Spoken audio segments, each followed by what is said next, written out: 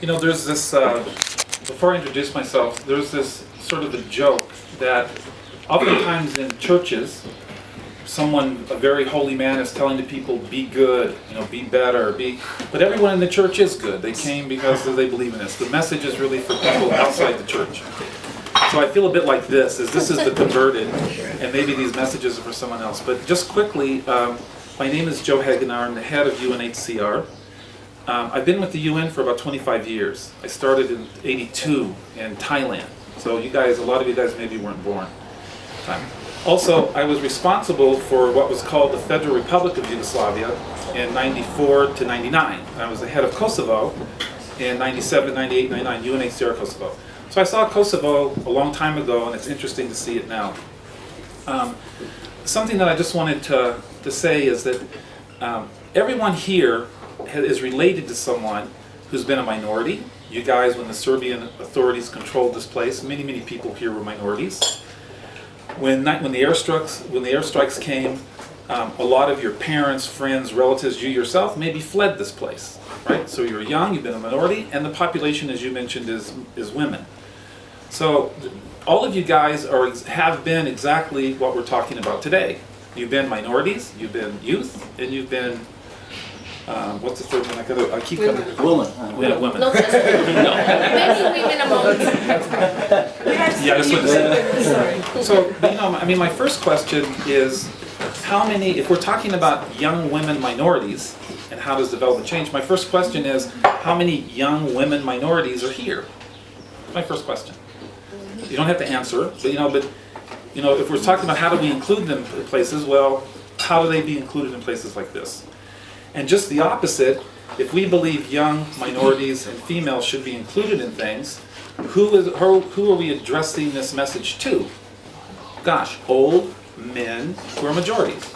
So how many old men who are majorities are here as well? So who are you guys? Okay, I don't think you qualify as old. So I think the real question is who are we talking to? It's the majority population that's older, and it's mostly men. So that's, I think, one thing which I totally agree with Osnod, and I'd like just to reemphasize it, is who are we? We're not the biggest, we're not the most powerful, we don't have the most money, but we're the international community. The standards that Kosovo wants for water, for education, for rights, these are standards that are worldwide. And I think what we try to do is to bring standards and to make sure that governments, populations, mayors, these people meet these standards. So I think that's a key role. I kind of want to take a different approach than talk about development. I kind of like to look at something else. Is who are you now? Who's Kosovo? What are you guys? You're kind of a country, according to 91. I think another country just recognized Kosovo today. You're not in the General Assembly. So who do you want to be?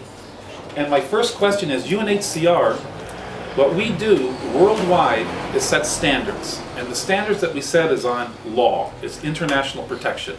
If you run across the border, we make sure you have documents, we make sure you're taken care of, and we make sure you have a right to go somewhere else or to come back where you came from. So that's what we're doing. So my first question, I did this in an interview yesterday that went very badly, so I'll do it again. But my first question is, you know who you are? You're your Constitution. That's what you are. And how many people here have read the Constitution? Ah, cool, good. So there's the framework. When you look at women, children, minorities, it's the Constitution that defines what rights there are for citizens of Kosovo.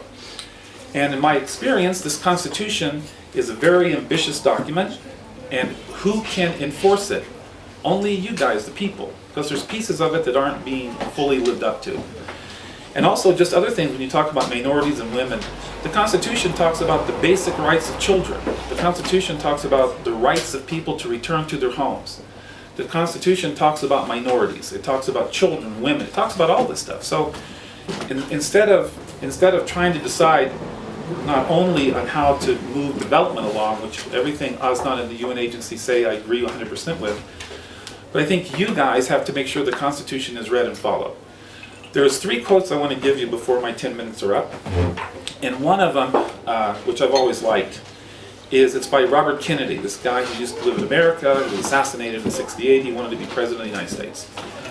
And he said that a lot of people look at things the way they are and say, why are they this way? Why?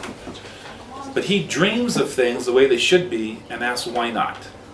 So what this crowd is, it's a crowd that's dreaming of something better. Better jobs, better inclusion, better education for your children, women employed more. And I think you have to realize the power of one voice. One person can make a huge difference, really and truly.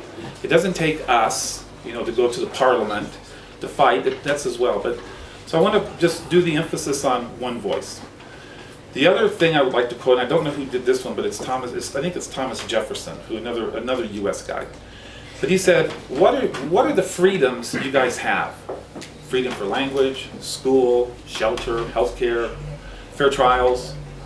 Okay, but he says that if you took away all the freedoms from everybody, what's the most important freedom? Which freedom would you miss the most? And what he says is, it's the freedom of speech. That if you lose all your freedom, that if you have the freedom of speech, you can win everything back. Everything.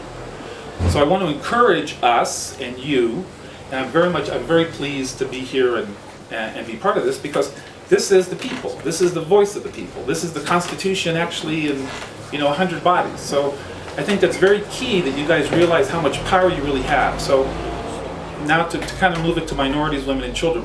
We work with minority returnees. And you see the press. You see how many people come back. You see how many people move off to Europe, how many people go back to Serbia. So I think it's our responsibility to say this isn't right. It's not right that people can't come back here. The people, your Constitution says you're multi-ethnic, multi-language, multi-everything. And it's very hard to implement, but it's a good dream. But I think that's what you have to use for that. There was one more thing. Okay, that's it. Yeah, the third quote I can't remember what it was, which is probably good. But I just kind of want to wrap up saying that unless the people make stands, unless the people vote your politicians into power, unless you understand the laws that define your country, unless you decide which standard do you want. Do you want a standard that's west, south, north, east? Who knows? But I think that's key. And so Osnat's job, my job, we work with your government very closely. If you guys are with us and you help us and we work together, we can do a lot. So I think the key to all this movement on development and the inclusion of people depends on the majority population. It depends on men. It depends on the older crowd. So that's more or less my 4 or 5 thoughts for my 10 minutes.